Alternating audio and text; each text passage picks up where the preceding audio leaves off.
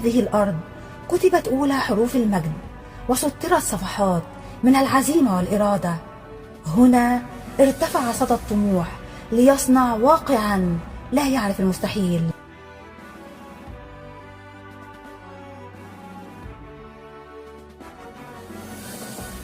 هنا على هذه الأرض شيدت القلعة الرياضية منذ عام 1955، والتي صنعت الرجال الذين رفعوا راية مصر عاليا ومثلوا مصر في المحافل الدولية.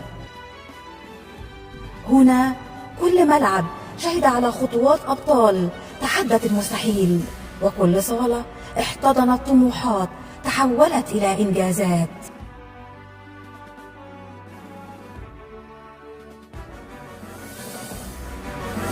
كل ذرة على هذه الأرض وقفت شاهدا لجهد بذل للوصول للقمة.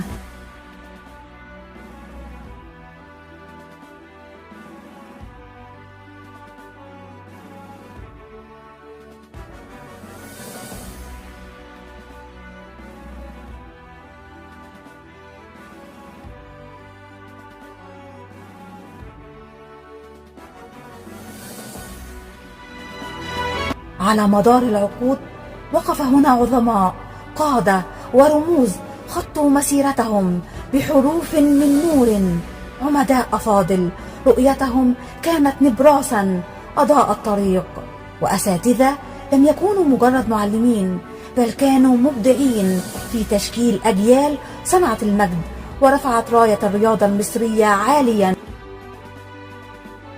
واليوم جاء دورنا نحن الامتداد لذلك التاريخ العريق، نحن الذين سنحمل الشعلة ونضيف فصولا جديدة في سجل البطولات بروح لا تقهر وعزيمة لا تنكسر. ونحن على هذا العهد ماضون، نفتح الأبواب لهذه القلعة الرياضية العريقة ونجوب أروقتها لنستعرض معا كل قسم ونتعرف على كل رياضة. انتظرونا في جولات حية داخل هذا الصرح الرياضي العملاق، كلية التربية الرياضية للبنين بالإسكندرية.